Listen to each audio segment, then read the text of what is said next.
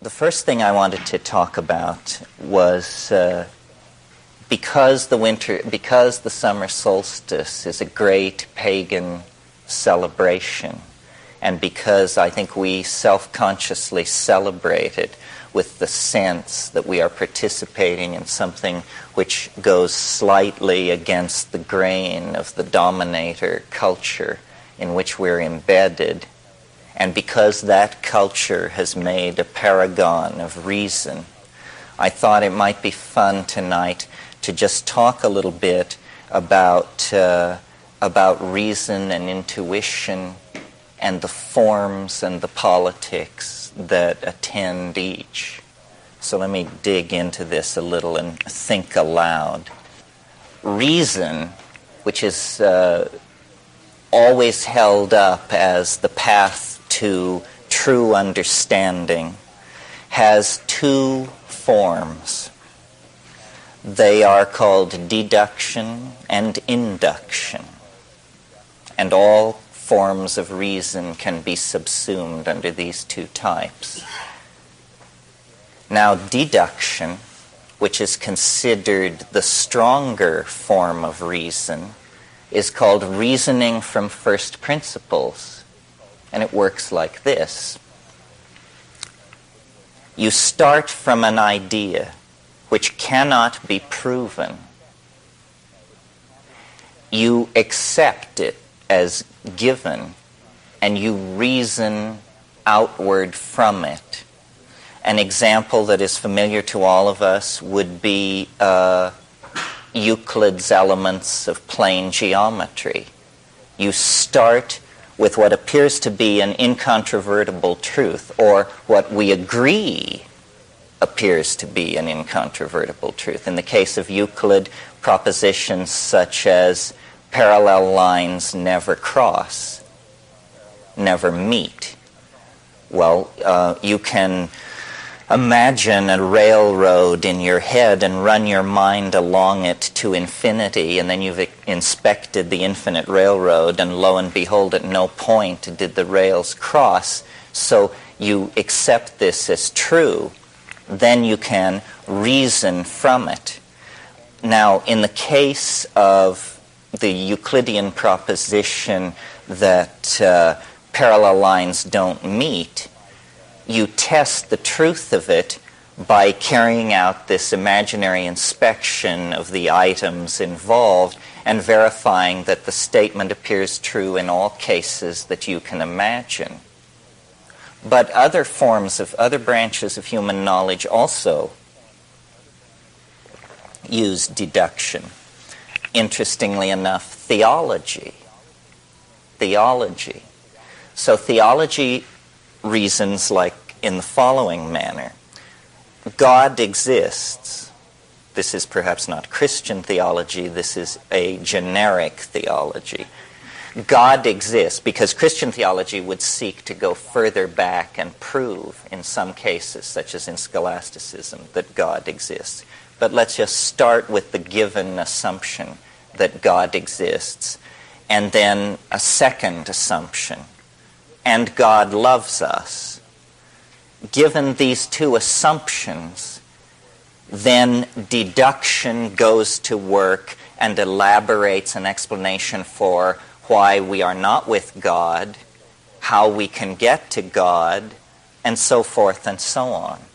So deduction is useful. Notice that my two examples have been drawn from, in the case of Euclid, mathematics, in the case of the second case from theology, a branch of philosophy. So deduction seems to have an important role in these abstract systems.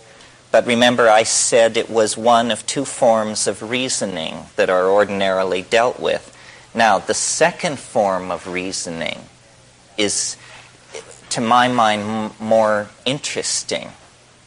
The second form of reasoning is induction, not deduction, induction.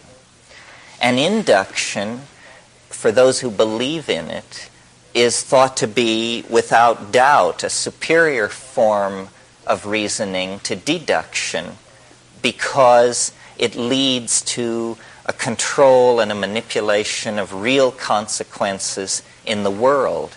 Okay, what is induction and how it works and how does it work? Well, it works like this. When I hit the water with a shovel, it makes a splash. Every time I hit the water with the shovel, it makes a splash. Therefore, this is the leap, the therefore, shovels can be used to make water splash. Now, notice what is interesting about this in contrast to deduction is that there is no untested first principle. You don't state something and then reason from it. You make repetitious observations, and then those observations which are most repetitious you raise to the status of laws. Induction. And this was abhorrent to philosophical thinkers because it doesn't have this Aristotelian purity that deduction has. It doesn't have this mathematical elegance. It's messy. It's all down in the world, observing and comparing and repeating experimentally procedures. But nevertheless, out of inductive reasoning comes the structure of modern science. Okay, but now there's a funny thing about induction. It's making an unstated assumption about time. It is making the assumption that time is invariant. Because what it is saying is, if A precedes B in 1,000 cases, then it is likely that A will precede B in the 1,001st case. In other words, it's a probabilistic theory. It assumes that probabilistic laws give momentum to repetitious observation. Now the question is this so? And the answer is, well, it's so in some cases, but not in the most interesting cases. The most interesting cases, I believe, are the cases which lie in the realm of primary experience of being, the felt experience of being. And in that realm, the realm of love affairs, divorces, lawsuits, religions, political upheavals, and that sort of thing, induction is no good guide at all. One love affair does not explain another. One marriage does not illuminate another. One revolution really does not shed light on another. There may be generalizations, but when you live through these things, what you take from them is the uniqueness of the experience. The first principles that are reasoned from in deduction, whether in the realm of a deductive mathematical system like Euclid or a rational theology, these things are seen to rest on foundations of sand because of this problem of the axiom. In mathematics, the axiom appears fairly secure because it's self-evident, such as parallel lines never meet. It rests on its self-evidence to make its appeal to reason. You see, you can see that it is true, though no one has ever figured out how to prove this. You can see that it is true. But when you move from the realm of axioms to the realm of theological first principles, the appeal then is not at all to the obviousness of it, but to the desirability of it, that God exists, that God loves us. We hope these things are true, but they are certainly not self-evident in the scheme of things from the point of view of most of us. So what this shows then, I think, is that in the matter of deeper things, deductive reasoning rests only on the appeal that hope can lend to its case. Okay, so for me, this is a critique of deduction. Now, what about induction? I referred to the fact that its premises rest on this notion of temporal invariance, which seems to be true only for the grossest of phenomena. Science has made great hay in that dimension by creating laws which are essentially predictive laws of cyclical phenomena that define for us what part of reality goes around and comes around. In other words, we can predict simple phenomena involving the mechanical orbits in gravitational fields. We can make simple predictions about the end results of certain chemical processes, certain nuclear processes, so forth and so on. But when you lay it against the background of nature and experience, it begins to look like pretty thin soup. It's no basis for claiming epistemic preeminence. And this is the point that I want to make. Science claims epistemic preeminence. That means that science doesn't say, we are an ideology like Buddhism and Taoism and the Tarot. They say, we are a metasystem. We shall judge all other systems in our scales. Well, this is politics, but not good philosophy, because there is no basis for this claim to epistemic preeminence. So, this somewhat egghead rave is supposed to pass for a pagan polemic on the summer solstice, because it's an attack on the foundations of reason itself. And as you know, when reason goes, barbarism and madness cannot be far behind. And as a self-declared philosophical anarchist, as in fact the founding member of the Henri Poincaré Anarchist International, our motto is chaos is order. I believe that it's entirely appropriate to carry out an attack on reason. Okay, so then what are we left with? Well, what we're left with is intuition. Intuition. And what is it and how does it work? Well, it's a feeling into things that comes to answers and leaves no trail. That's the thing. It leaves no trail. So you have it, but you haven't the argument for it. And so its power must reside in its truthfulness. So the power of intuition lies in its ability to express truth in contravention to the forward flow of logic and casuistry. Well, is it always to be this? You know how the Tao is presented as this Eastern concept that you can barely wrap your mind around and that hovers at the edge of intelligibility. Well, really, in these so-called obscure Oriental philosophical stances always turn out to have a corollary in Western thinking, and the corollary to the Tao, to Taoism, is intuitionalism, is, an ability to sense the constraints and opportunities in the moment and act through it. Intuition. And intuition is always presented in the dominator society as 1 vague, 2 feminine, 3 unreliable. But this is simply because of this bias toward deductive and inductive systems whose falsity I have just demonstrated to you.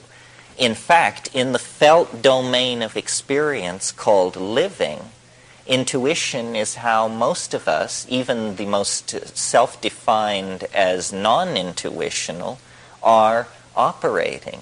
Intuition is a kind of field processing of both the foreground and the background of experience. It's a gestalt understanding that is subliminal and that leads the whole organism through an invisible set of creodes towards the maximizing of some kind of a goal. Okay, end of Act 1. The second act opens in the middle of the 19th century with science responding, albeit unconsciously, to an understanding of what I've just said. The inadequacy of reason, the necessity of intuition, and yet all this going on in a domain of Victorian gentlemen with beards to their belts and a world where pianos wore pants. So, it worked its way out subtly in the notion of evolution.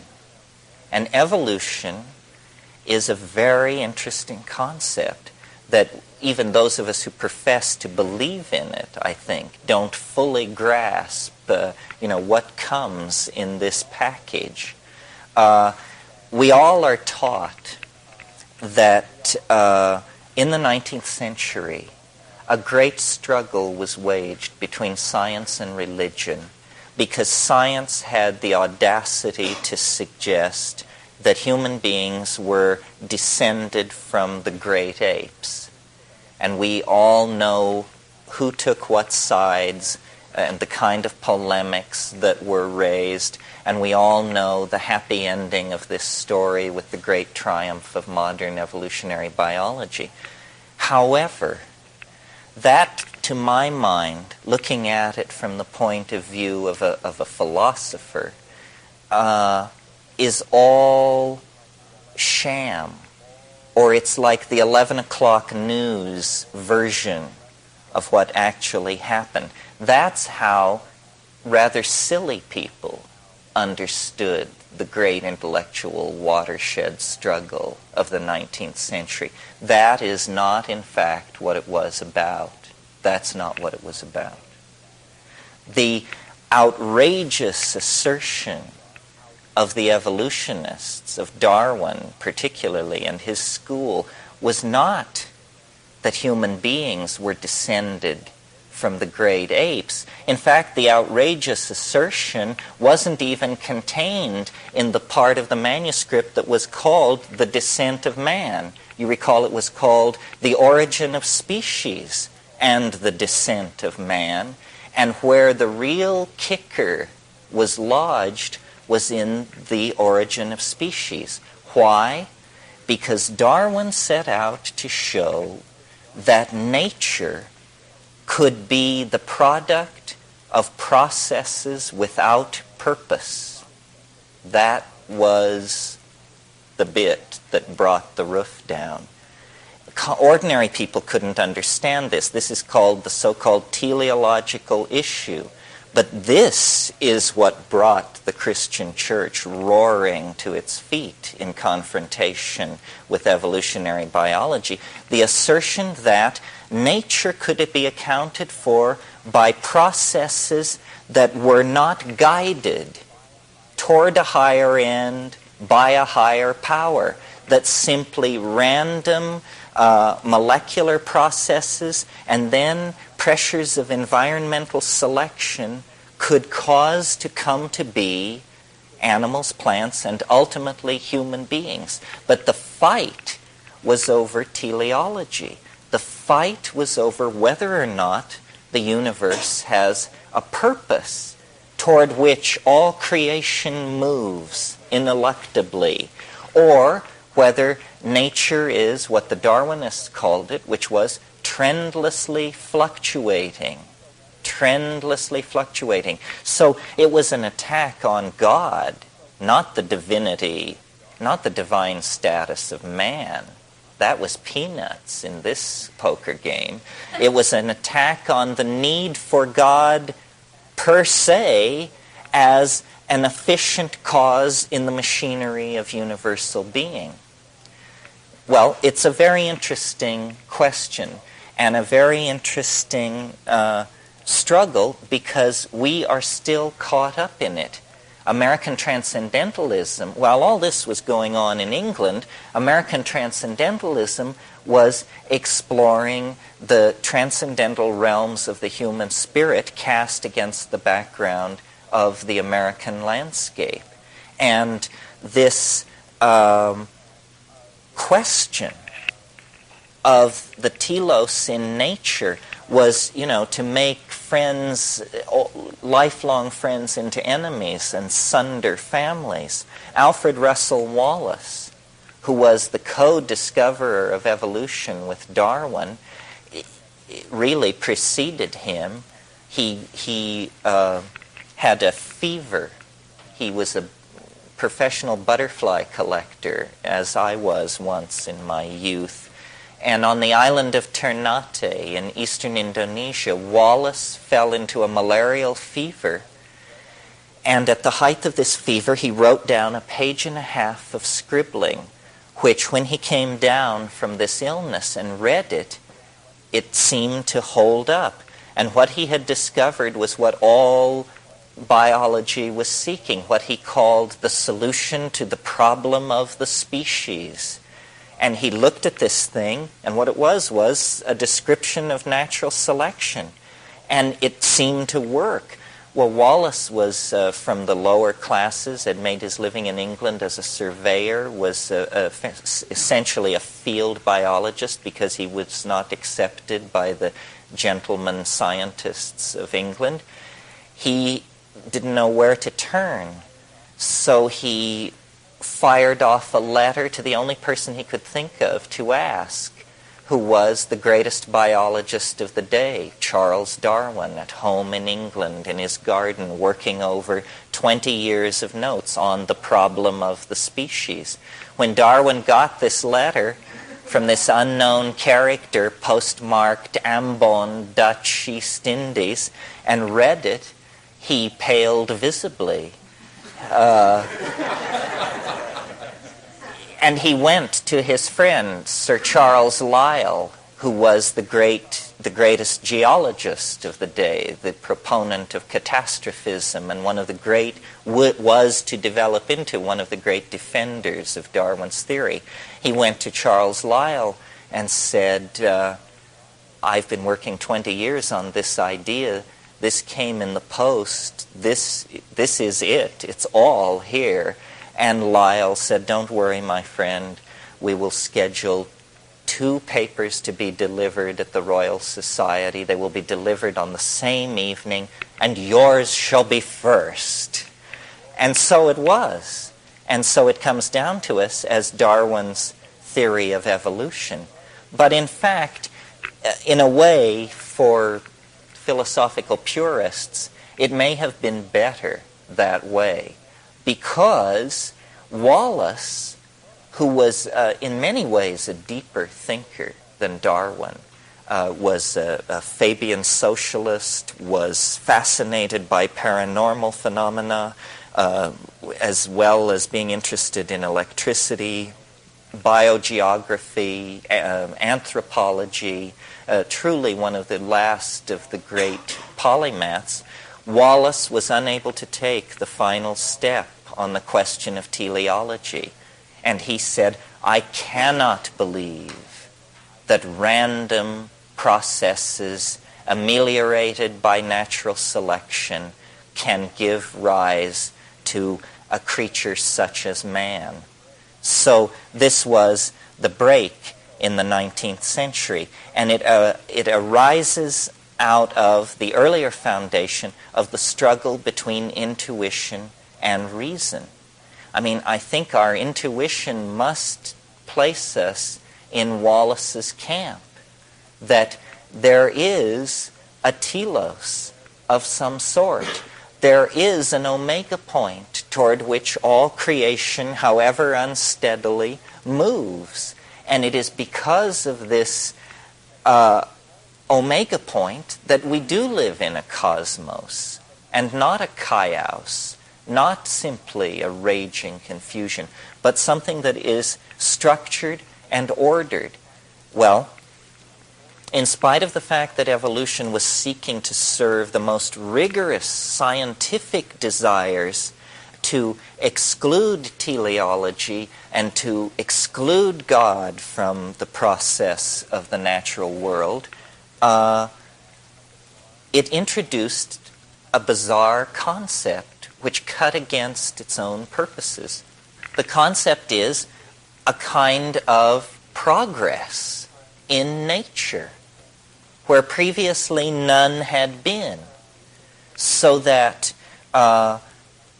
from Aristotle to the 19th century, what you have as a theory of nature is what's called the great chain of being, or the great ladder of being. And it stretches from God through the archangels, the the cherubim, down man, then the animal kingdom, the vegetable kingdom, so forth and so on. But it is imagined as static, as put in place by the fiat lux of creation, set in place for all time. What Darwin did was to see it as not a great chain of being, but as an escalator of being. He added the notion of progressive movement toward higher and higher forms, more and more complex manifestations of the intrinsic ingression of novelty into actual events. And this idea is very, very interesting and cogent and pregnant with possibility for all of us and our world. You see, what it is really is it's a recasting of an idea that had been banished for several centuries from Western thinking.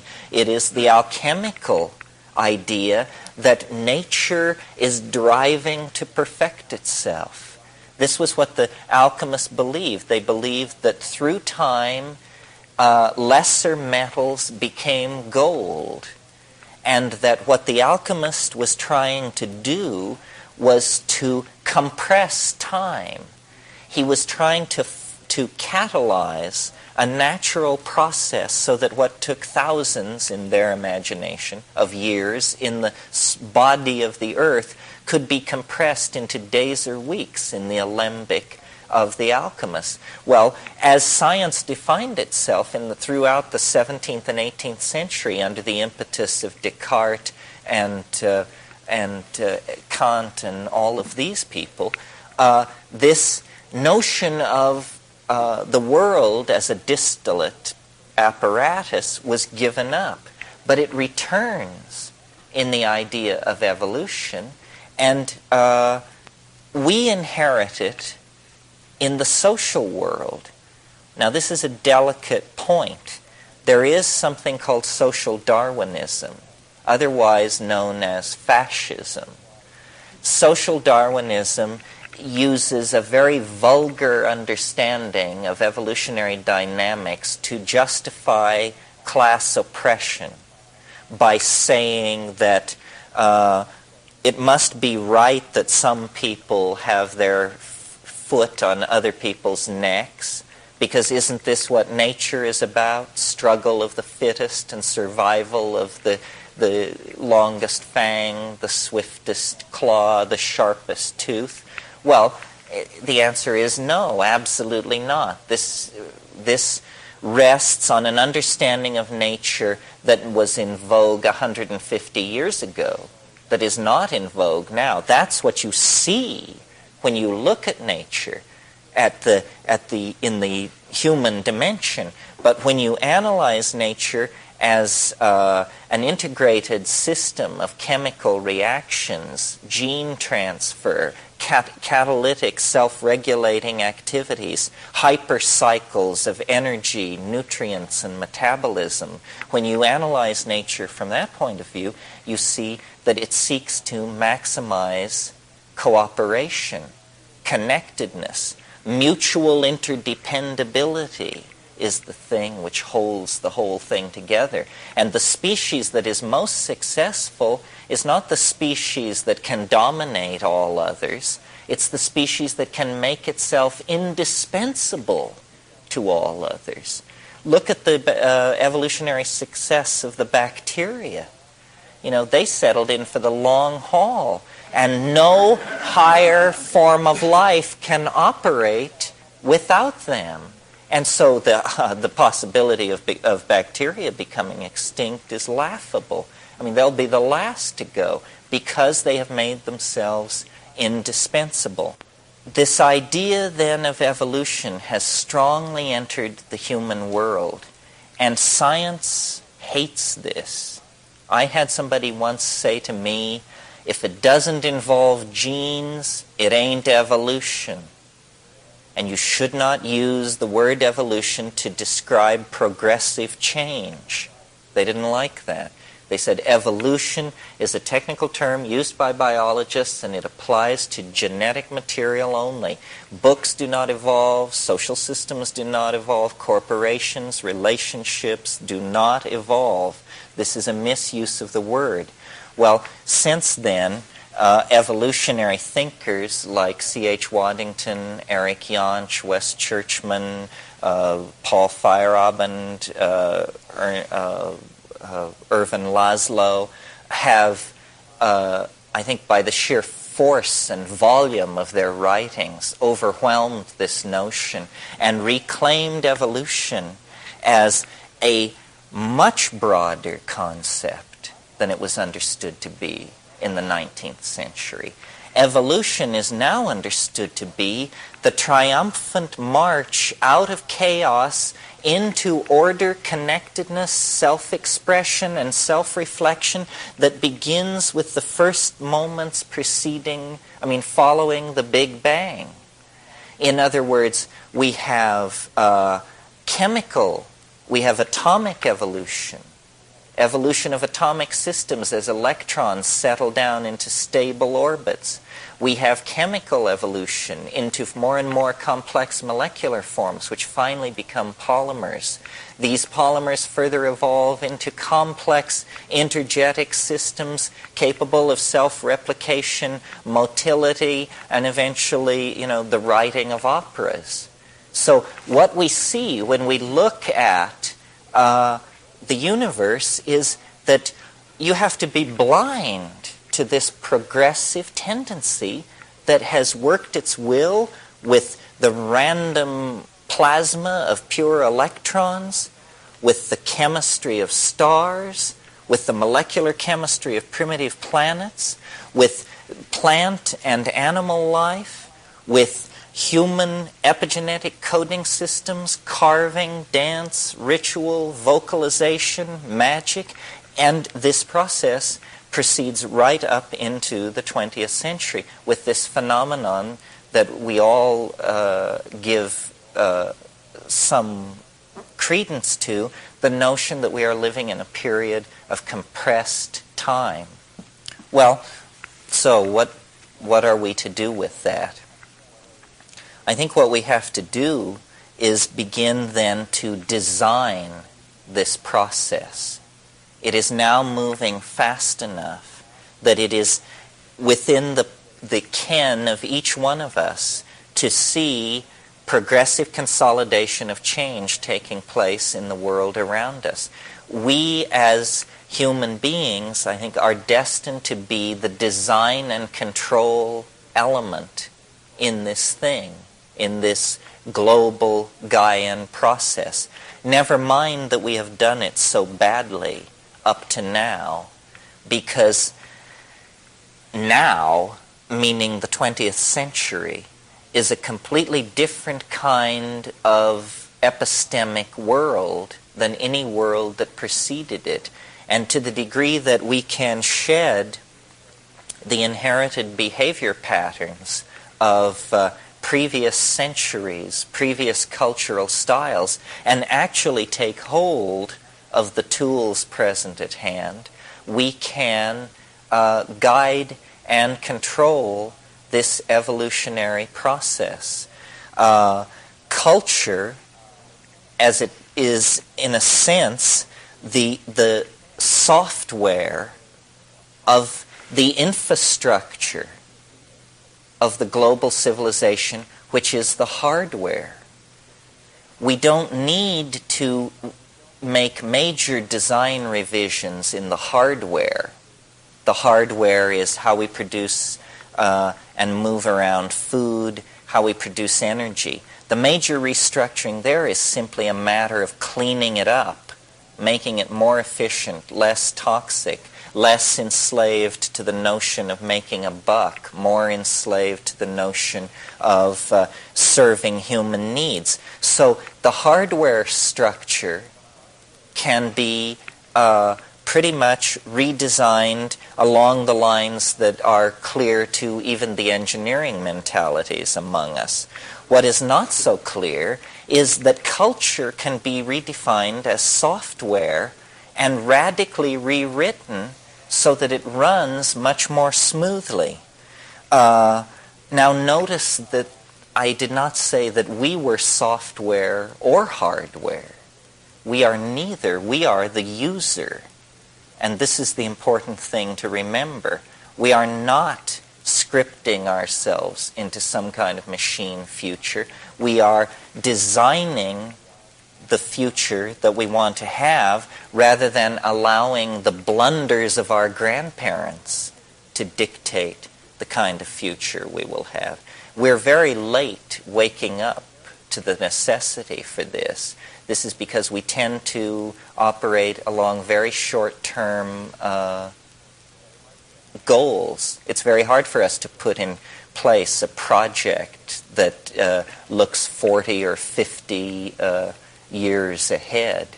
It was interesting, a couple of years ago there was an article in the Whole Earth Review about a chapel at Oxford that the main beam of this chapel, which was an oak beam about so by so, was rotted through with worms and had to be replaced.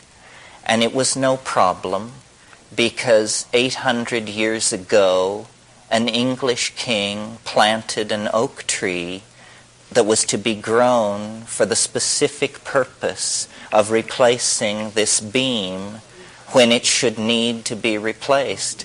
And so this 750-year-old oak tree was cut and the beam hewn and put into place. And it inspired them to plant another oak tree, which is not a bad idea. Okay, well, so that's maybe enough about evolution. Now I want to talk about revolution, which is also in the solstitial theme, because what the solstice marks is the return of the heliacal rising of the sun to a certain fixed star against the background of fixed stars in our calendar system. What it really celebrates is the longest day of the year, the day when the sun makes its most northerly, its deepest incursion into the northern latitudes. It's interesting, the theme of revolution is dealt with in the I Ching, and since, of course, the I Ching was one of the 5 Confucian classics, you might turn to that passage expecting a discourse on political reformations. And when you look at the hexagram revolution, it says nothing about political guidance to revolutionaries. It says instead, the magician is a calendar maker. He measures the seasons and he sets them right. And so the last idea, maybe, that I want to leave with you tonight is a few thoughts about the calendar, because I have fastened on to the calendar as an interesting vehicle for changing people's conceptions of reality. I don't think we realize how thoroughly our worldview is dominated by the unconscious preconceptions that are built into our calendar. The Chinese understood this. This is why when there were great social revolutions, a new calendar was always put in place. We have used the present calendar with a minor correction for 2,000 years, for one entire zodiacal age. And we assume, I assume we assume, that we use this calendar that we do because it must be a very good one, and it must be the best of all, and it must be the simplest. And it is true that when you look back into time, you do find bizarre calendrical arrangements. For instance, I don't know if you knew this, but Roman months counted up to the middle day of the month, and then, like a rocket launching, counted down to the end day of the month. This is why the middle day of Roman months, which was called the Ides, was considered an unlucky day, because that was the day that the upward switched to a downward count. Well, we would find this very clumsy. But notice that what the logic, and we've talked about logic, reason, and deduction this evening. The logic behind our calendar is that it is a good solar calendar. Well, what do we mean by a good solar calendar? Well, calendar makers will tell you that a good solar calendar is a calendar such that on the same day of every year, the sun rises in the same place against the background of the fixed stars. This is what we mean when we say the sun is in Aries. We mean that at dawn, the constellation Aries is blotted out by the heliacal light of the rising sun. But the sun is this solar, masculine, Apollonian archetype. It is the archetype of the ego as God. It is the archetype of the center, the unity. The solar calendar is set up so that we do not have what is called a precession. A precession is where the days slip against the background of the fixed stars.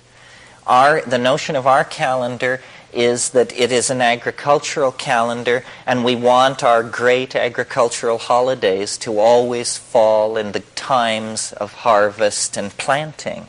So a solar year must be used. But what this does is it has an underlying assumption which is false, and which has been inculcated into our psychology to detrimental ends. And it is this, that this obsession with fixing the solstices and the equinoxes against the fixed stars is the effort to build a structure on the very largest level, the level of the planet itself, to build a structure that is fixed, that is enduring. And the great pride of our calendar is that we say it does not slip. That means it's fixed and enduring. Well, you may not know that the reason it doesn't slip is because there's a fudge factor in it. We're all familiar with the fudge factor of leap year, that every 4 years we have to add a year to keep it okay. But how many of you knew that every century year divisible by 400 is also a leap year, even if it occurs out of sequence? The year 2000 will be such a leap year. It is a century year divisible by 400. So was 1600. And so in that case, you have a leap year, even though the previous or the following year may be a leap year. So there is a fudge factor in the high and mighty solar paternal calendar that keeps it on track. Well, somewhat facetiously, what I propose, at least as a thought model, is an entirely different year length, 384 days. Now, 384 days is an interesting number. It's 13 lunations, precisely 13 lunations. And so we would have, therefore, a need for a 13th month in the calendar. And I propose that the 13th month follow August and precede September and be called Remember. And the month of Remember will be a month of great mnemonic celebration and recovery of the past. It will be a celebration of the past. Well, okay, now we have 13 months. That's wonderful, but we have purchased this 13th month at the expense of 19 days that overshoot the solar year. What about that? Well, instead of viewing that as a problem, as it has always been viewed, let's view it as an opportunity. What happens if you use a day length 19 days longer than the solar year? Well, it means that the great festivals of the solar year, Easter, Christmas, the 4th of July, will, let's call it Independence Day so we don't confuse ourselves because it's going to move, that these great festivals will do what is called precess. Each year they will come 19 days later against the solar year than the year before. So in such a calendrical system, you would be, as a child, Christmas would occur, let us say, in winter. By the time you were in your middle teens, Christmas would be occurring in springtime. By the time you were in your mid-20s, Christmas would be occurring in high summer, and in your mid-30s, it would occur again, it would occur in autumn. And through a life of 60 or 70 years, the solar festivals would migrate through the seasons. Well, this may seem trivial to you, and hey, it may be. But the psychology of it is that it's trying to build in at the highest level a truth which we have lost sight of, which is the idea that everything flows, that everything is impermanent, that flux is the only standard. Flux is the only thing you can depend on. If we gave ourselves permission at the highest and deepest psychological level, the place where we measure time and the spectacle of our life as spread out against the grid of the history that we live through, if we were to give that permission to be portrayed on a grid that emphasized flow, transience, change, and recursion, rather than this constipated solar square against the fixed stars, then what we are really doing, you see, is changing archetypes. We are changing archetypes. And what are we changing? We're changing the Apollonian solar paternalistic dominator archetype for the feminine, oceanic, intuitive, giving and taking archetype of flow and life and death and completion through change, rather than completion which seeks to stave off change and then is inevitably swept away and therefore somehow touched with pathos. Well, maybe that's enough. Maybe there are questions. This was somewhat meandering. I'll recap it for you to try and give you the illusion that there was a plan. We began by celebrating the solstice with an attack on reason and logic and in favor of the primacy of intuition in spite of its nakedness. Intuition cannot clothe itself in the armor of logic. But I hope I demonstrated to you that the armor of logic is wide mesh chain mail. In fact, it's chicken wire. In fact, it may be chicken shit. So the primacy of intuition, and how that intuition led into a peculiar episode in 19th century science where committed atheists found themselves serving the recovery of the alchemical ideal through the notion of nature as an engine of telos and progressivism. And then from that, the notion of our own century as the concrescence of this teleological process that is leading everything into deeper and deeper modes of self-reflection and connectedness.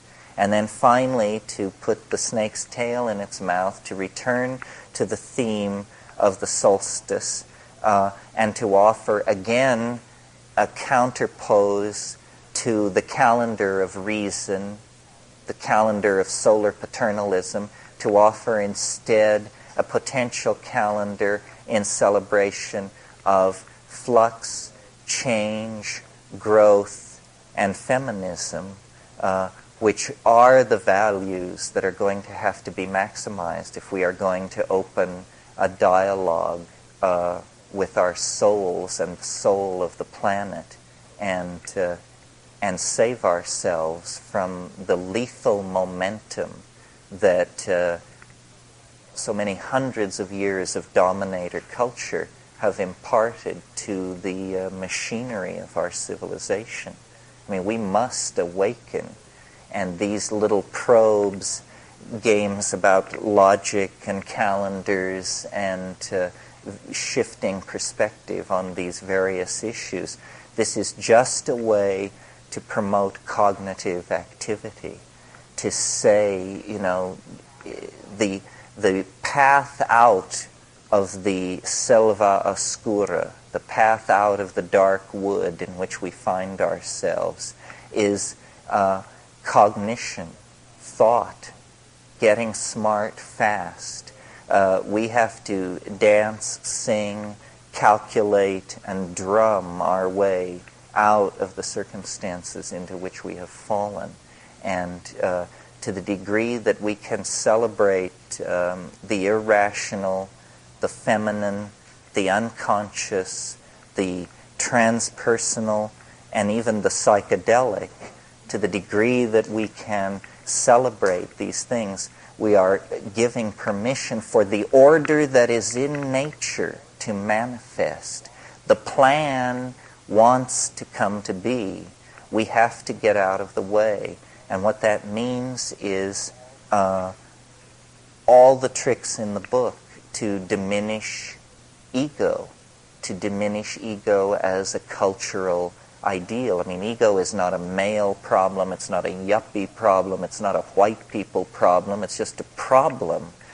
And until we get this higher perspective, we are going to continue to rattle the bars of our cage. The higher perspective depends on seeing things on a scale of thousands of years and potentially millions of light years. A cosmic scale, the correct scale, the scale on which we are truly operating. I mean, the minutiae of our personal lives is that. It's that our lives are an opening into a transpersonal opportunity. I mean, I've said this in my smaller class. I take the notion of Tantra seriously if by Tantra what we mean is the shortcut path, that life is some kind of opportunity. It's an opening between unbridgeable chasms of the unknown, and yet out of chaos for 20, 40, 70 years, we come into a domain of immense opportunity. It is a conundrum. It is a puzzle. It is something to be figured out. And I have the faith that if we can figure this out, we can somehow not only make a better world for our children, but in some other profound way, we can even undo what has been done. And this would be the ultimate dream, that somehow we can discover an elegant escape that will leave us with the clear understanding that the problem was an illusion. It was an illusion. It was the last illusion. What in your position is the effect of no myth? What has happened to our society, do you think, by virtue of the fact that we have the obvious cooperative evolutionary process about us everywhere, and yet we don't have a myth that fits it? What will happen to us if we don't get a myth?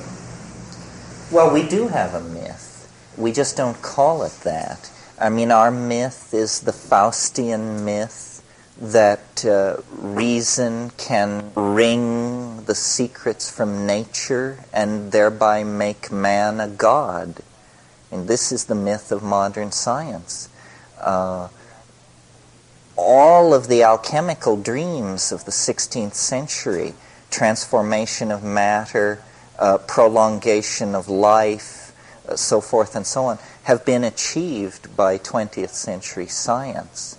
The problem is that our myth is a fatal one. That's what I'm saying. Where's a myth that fits the evolutionary concept that you're in? I hear the calendar as a myth that would fit. Yes, well, this is what happens to us if we don't get one? Well, what happens to us if we don't get one is we just drive this bicycle right over the cliff. In the next 40 or 50 years.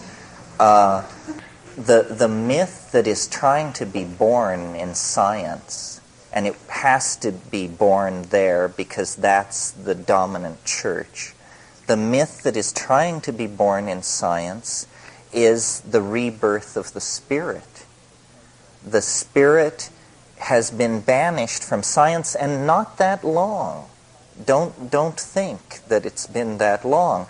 As late as the early 20th century, there were people like Driesch in Germany who were embryologists, who were looking at the morphogenesis of form, and they said there must be what they called the élan vital. There had to be a vital spark. There had to be a indestructible something there. Well, then, of course, DNA came along to explain that no, it isn't that at all. It's just these proteins are uncoded and so forth. But spirit has never really died in certain branches of biology and psychology. You see, there are problems for science. The chief problem is this one, that I can hold out my hand, that I can tell you that I'm going to close it, and that this happens. What you see is mind over matter. What you see is free will. You see mind willing matter to behave, and it happens. Within the confines of the body, paranormal activity appears to be going on. None of these hotshots can explain how you can conceive of turning your hand into a fist and cause it to happen. Right there is the defeat of 2,000 years of rational scientific philosophy. And they just say, yes, that's right, but we make great fighter planes. So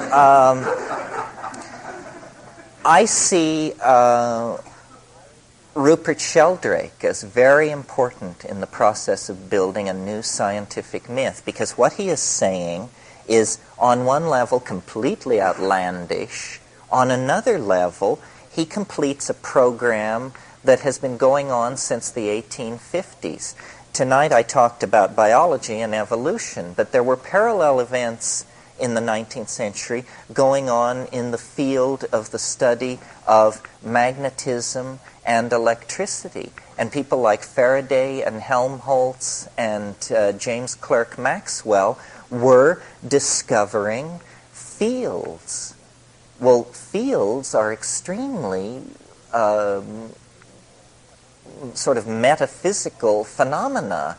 I mean, they are invisible. They pervade all space. They can't be seen, and yet instruments can be seen to detect them. And not only that, we can transmit music and voice hundreds of miles. Right now, this room is interpenetrated by hundreds and hundreds of long-distance telephone calls, high-frequency radio transmissions, high-frequency television. We see none of this.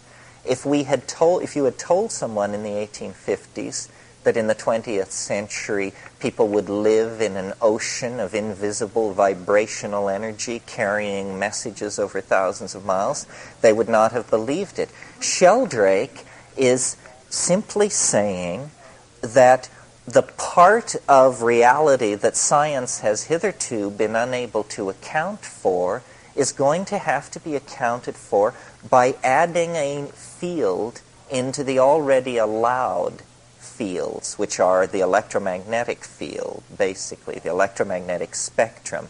Well, this field which Sheldrake wants to establish is called a morphogenetic field.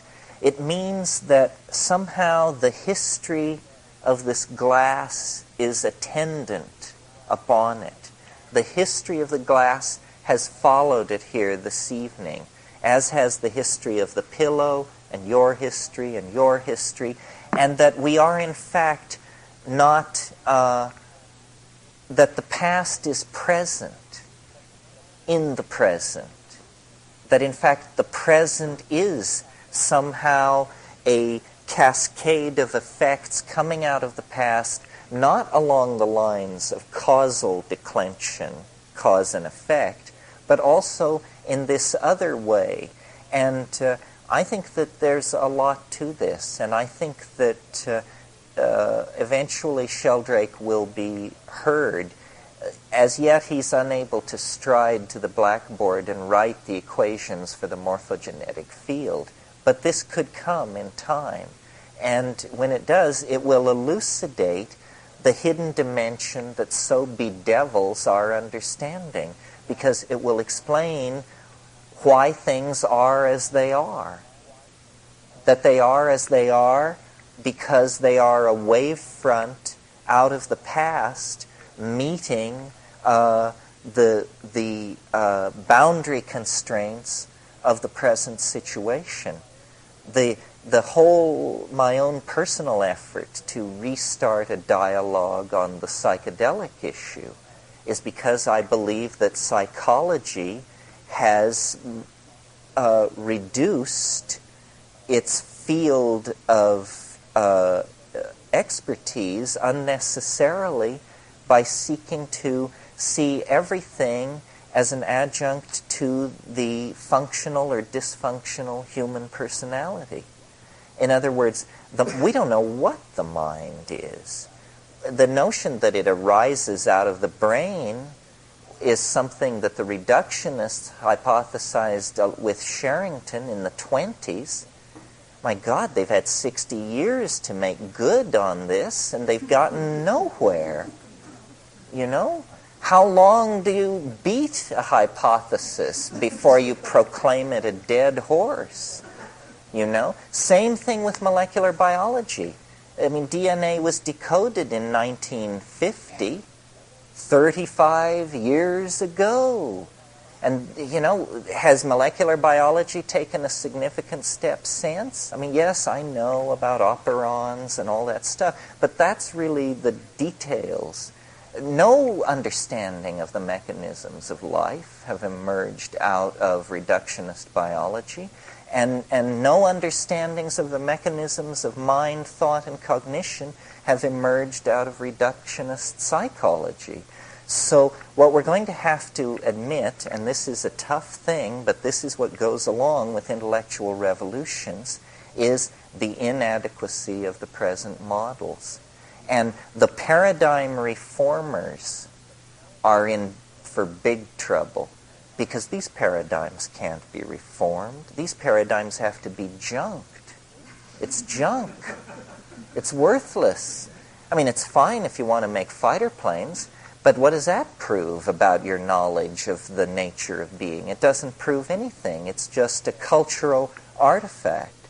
So I think the myth that is seeking to be born is the rebirth of the spirit. And it's a strange thing because we all feel it. We all know it. But we live in such a top-down ecology of knowledge that until Time magazine proclaims the rebirth of the spirit, nobody's going to cop to what's going on. Yeah, intuition is this same kind of thing. I mean, the feminine is the same thing.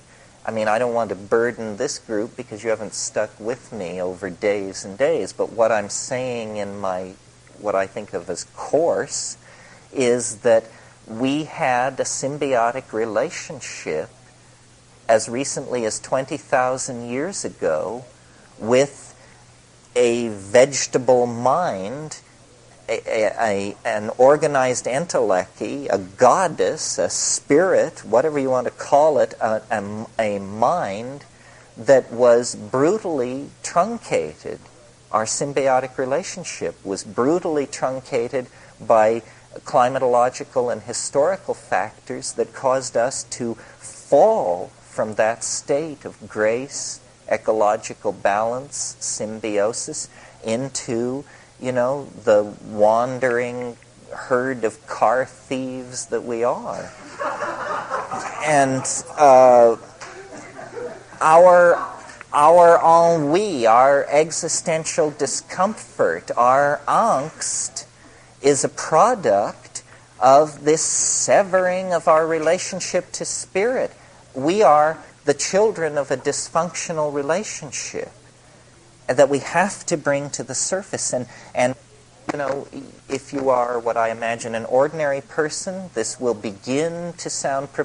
start out sounding preposterous, begin sounding menacing, and I hope end up convincing you. We are worthless without a stabilizing umbilical connection to the mind at large in nature. And the way we have always achieved this is through shamanism, natural magic, and ecstasy. This is, in fact, what ecstasy is. Ecstasy is being in the presence of the other. And the other is not a philosophical hypothesization or somebody's notion.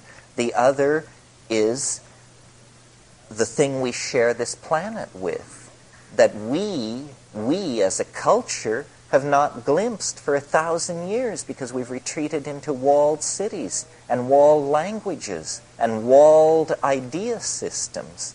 We nowhere come tangential to the flesh of the earth. When we do, alone in the wilderness, then it overwhelms us. It moves us. It terrifies us because we have been so long away from it. So this is what the reclamation is about. The spirit is not some airy-fairy notion floating above everything. I mean, the spirit is something which, when it enters into your cross-section of reality, it leaves your knees knocking and your heart pounding. I mean, the path with heart is the path that astonishes. And that sense of astonishment can only come from an other, from a lover or an other. It cannot come out of the self. So is the other questions on all of this? Your section where you covered evolution, you implied that this was the time to really take some intention with respect to the direction of our evolution. And I wonder if maybe that's just an illusion whose time has come. And it's part of the illusion of separateness. And the process will go on, and this is part of the process to have the illusion that we actually can play with it. Well, we won't know till we try. But what we have very, very suddenly, almost overnight, put in place is, number one, an entirely global system for collecting information about reality and ourselves. We never had this before. We didn't even have it 30 years ago. Now you can find out what's going on. You can go, if necessary, anywhere you need to go. Within 72 hours, you can be on the ground almost anywhere on Earth, checking out what's going on. In the meantime, anthropological data, sociological data, climatological data, demographic data, political data, defense strategy data, all of this stuff is available. We now know at least what cards are in play, and this is the first time this has been so. We are now a global culture, you know, from the rainforests of the Amazon to the wastes of the Kalahari, from Nome to Santiago. It's one family, one people. A nuclear power explosion that happens in the Western Soviet Union is measured 2 weeks later in Johannesburg and everywhere else on the planet. So I think we are living under extraordinary conditions, that there are opportunities in place. The other thing is, you know, we're connecting 9 million computers a month are being connected together. Now people think that computers are office machines, but all of our technology is an excretion of the imagination. All of our technology is the condensation of ideological intention. And the fact that we now have turned our attention to information, the true stuff of reality, is a hopeful sign. For 3 centuries we've been obsessed with matter. We thought that was the true stuff of reality. Well, it turns out that's just, you know, nonsense. A flawed philosophical premise gave us this bias in favor of materialism. But with information, changes can really be made. And also, information informs people. I'm very much enamored of the notion of the meme. A meme is the smallest unit of an idea. It is to ideas what genes are to proteins. Genes make proteins, memes make ideas. And the way you encourage a meme is the way you encourage a protein. You replicate it. There are 2 ways of replicating memes. You can tell somebody, and they will tell somebody, or you can tell 2 people. You can repeat yourself, or you can tell a bunch of people. And the idea is that we are now, the global meme pool is now in place. All ideas are in competition, and it's a level playing field. This is, to my mind, what accounts for the overnight evaporation of Marxism. This was a meme which could not survive on a level playing field. When the playing field was leveled, meaning when a free press was allowed, that was it for that meme. That was like, you know, trying to sell flying pigs in Brooklyn. Just people are too smart. So it's not going to happen. So I believe then that memes compete with each other, and that the best ones are the ones which rise to the top. I have a real faith that ideology in this case will mirror biology, and that more and more complex and well-adapted and efficient and co-adaptive and mutually self-reinforcing and mutual community feedback and all of these things, that the means which support which maximize these evolutionary goals will fall naturally into place. And so this thing which happened in China was a struggle about the meme, because democracy is the idea that gives permission for all the memes to compete. I mean, democracy is very close to the heart of any anarchist. You know, Plato said you can always tell a democracy when you approach them from the sea because unchained dogs run on the wharf. Well, what he was referring to was the chaos and the disorder of democracies. So releasing memes into a competitive environment is very important. Every government on earth, no matter what a bunch of repressive, totalitarian, militaristic clowns they may actually be, they have to give lip service to the idea that they support a free press and free exchange of information and so forth and so on. The battle over that has been won. Now it's about how we interpret what we call victory. Nevertheless, as the little people in the world, I think it behooves all of us to seek to promote this process wherever possible. If you have a good idea, say it. For God's sake, say it. I mean, we're drowning for lack of good ideas. We need every good idea we can get. If the future is not going to be made of good ideas, it's going to be made of bad ideas, and we've seen enough of what that can bring. History is a digression. History is the briefest of all natural phenomena. It began 10, 15,000 years ago and appears as though it will quench itself within 500 years. It is obviously a self-funneling process that digs its walls higher and higher because it is going towards some kind of transcendence. It is a metamorphosis. It is not a steady state. History is some kind of process balanced on a pinnacle, and it either goes back, I suppose, into speechless animal organization if we blow up the world, or it turns into something else. But it is not something to be maintained. It is transitory and designed to be so. It's like a birth.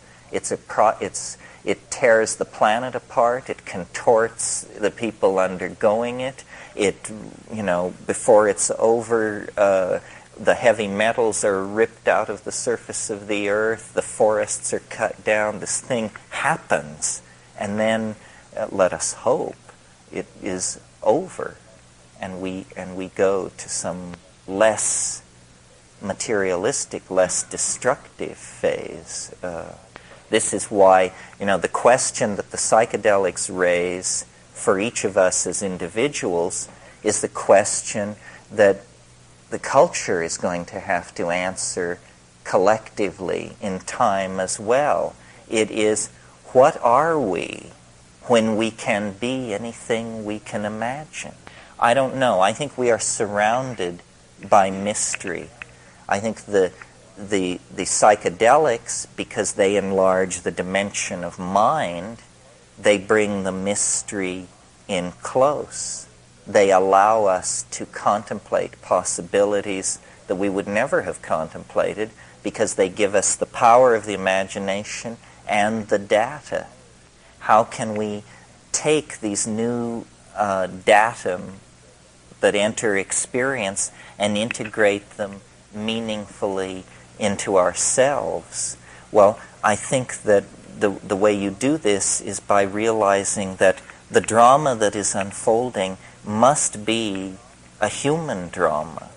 So, for instance, the entities that are glimpsed in these exotic psychedelic states that inform the shamans and so forth, we say it's another dimension, and we hypothesize then that these are extraterrestrials or demons or plant spirits.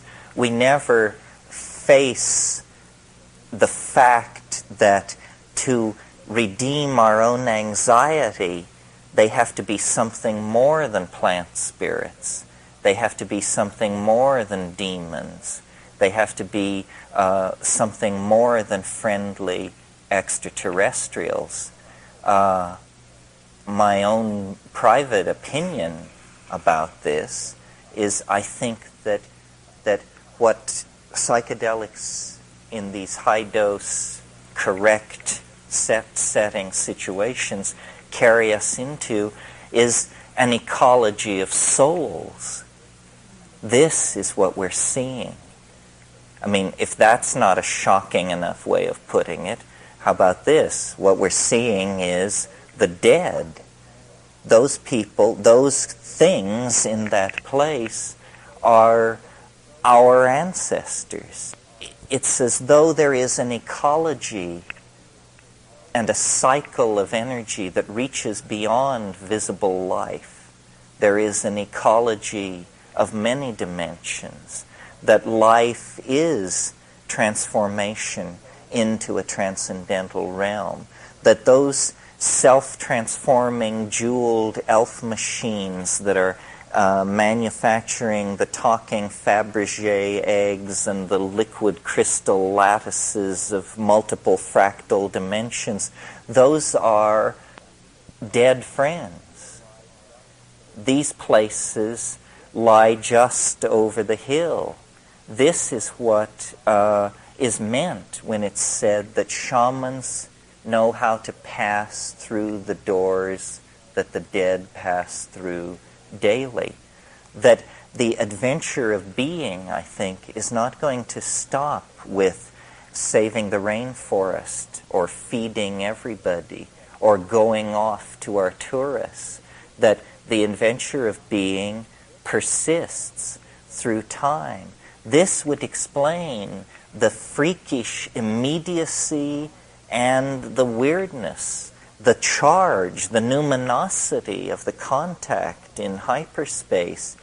If this is an ecology of souls, if what we are seeing is in fact what we always thought we would never see or know, which is information about the next stage of existence, then this is a tremendous salutary force pouring into existence. And when you think about it, isn't this the most likely hypothesis? We know how improbable extraterrestrials are, and the only organized intellects we have ever contacted or had familiarity with are people. Therefore, isn't it likely that what we're dealing with are people? Well, then hypotheses multiply. Perhaps they're people from the future. Perhaps that's the future. And then we like that because it holds everything in the dimensions we're familiar with. The idea that it's the dead is a little more hackle-raising, a little more peculiar, a little more heartful, a little more hard to assimilate, and probably closer to the mark, that it is an ecology of souls. That's where we go. That's why they can make objects out of language. It's because it is the flesh becoming word, and then the word becoming flesh. That this is a cycle between two dimensions of existence, and only the shamans know what is happening, because only they operate outside the confines of profane history. Only they make the journey into the matrix where, for some reason, the living and the dead are co-existent. Well, this, just seems like raving madness, except that this is what every anthropologist has collected in his notebooks from every pre-literate group worldwide. They're into the ancestors, not extraterrestrials, not voyagers from the far future, but the dead. And it is, it has the ring of truth to me This would explain this intuition that the psychedelics somehow have a historical role to play, because, deny it as we may wish to, we are in a great dying. It is well advanced. So then, there's this sobering realization that, my God, what we feared most is possibly about to happen.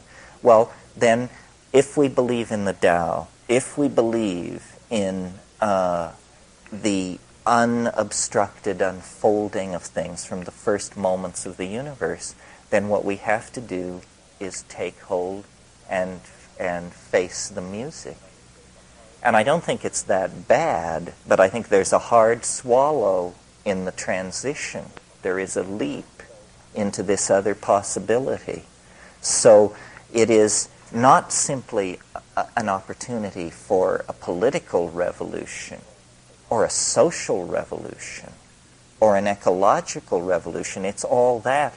It's much more. It has to do with deconstructing the dualism of life and death itself and creating the ontos of a new reality that is based on the presence of eternity.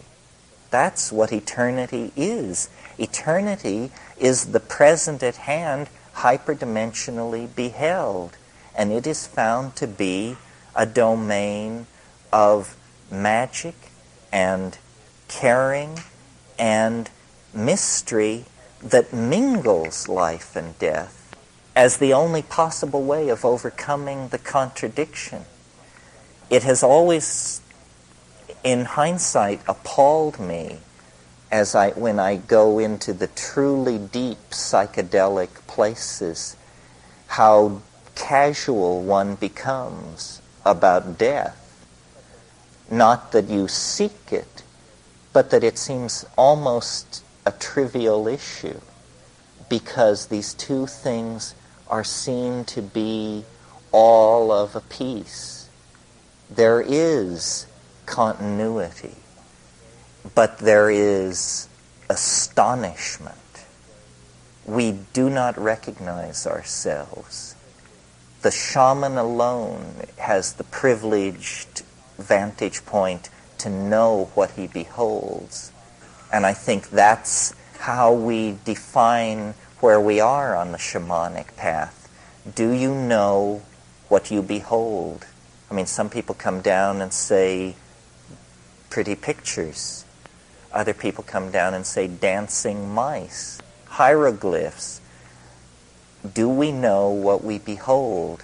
We need to know what we behold, because inevitably we become what we behold.